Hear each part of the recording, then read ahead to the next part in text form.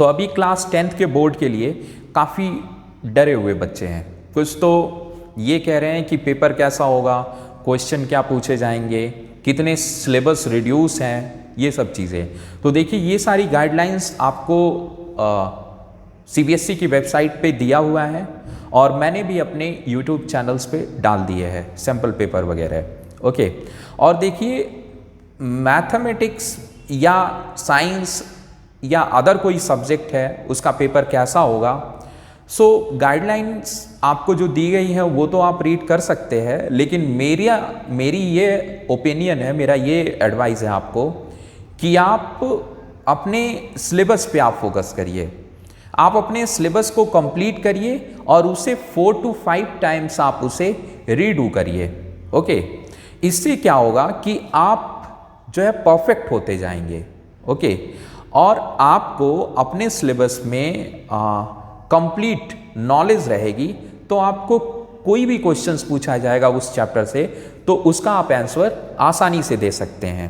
Okay, difficulties जो होती हैं बच्चों को MCQs में वो टाइम मैनेजमेंट की होती हैं, क्योंकि आप 1 नंबर का क्वेश्चन होता है और उसको करने में आप ज़्यादा टाइम लगा देते हैं। ओके, सो मेरी एडवाइस है आपको कि आप MCQ की प्रैक्टिस करिए। आप डेली बेसिस पे आप 40 क्वेश्चन सॉल्व करिए, या आप 3 डेज पे या 2 डेज पे आप 40-50 क्वेश्चन सॉल्व करिए, जिससे आपकी प्रैक्टिस बनी रहे और आपका जो टाइम मैनेजमेंट है ये इम्प्रूव हो, क्योंकि टाइम मैनेजमेंट बहुत मैटर करेगा। ओके, आपके एग्ज़ाम में आपको आते हुए क्वेश्चन भी नहीं आप कर पाएंगे क्योंकि आपके पास टाइम नहीं बचेगा। ओके, और ये ऐसा इसलिए हो रहा है क्योंकि पहले जो क्वेश्चंस आते थे MCQ के वो बहुत ही कम आते थे, लेकिन इस बार MCQ के क्वेश्चन ज़्यादा आ रहे हैं। ओके, सो ज़्यादा आने का मतलब ये हुआ कि आपको प्रैक्टिस और केस स्टडी भी लास्ट में 2 देंगी, साइंस में भी मैथ्स में भी। उन केस स्टडी में 4 क्वेश्चंस होते हैं, 4 क्वेश्चन 5 क्वेश्चंस होते हैं। सो उन क्वेश्चंस को आप सॉल्व कॉम्प्रीहेंशन बेस्ड होते हैं वो।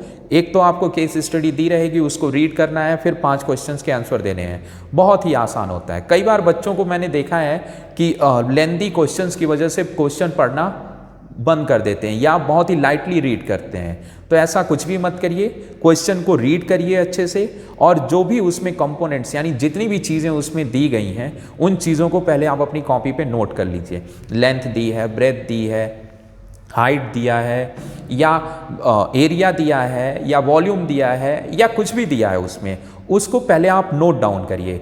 नोट डाउन करने के बाद फिर आप अपने क्वेश्चंस को पूछिए, जो है रीड करिए। जो 5 क्वेश्चन या 4 क्वेश्चंस दिए गए हैं उन्हें जब आप रीड करेंगे तो आपके जितनी भी चीज़ें दी गई हैं यानी जो इनपुट्स हैं उसमें, उन इनपुट्स के बिहाफ पे आप अपने क्वेश्चन को जब रीड करेंगे तो पता चल जाएगा कि इस क्वेश्चंस में क्या पूछा जा रहा है और क्या हमें दिया है और किन चीज़ों का यूज़ करना है।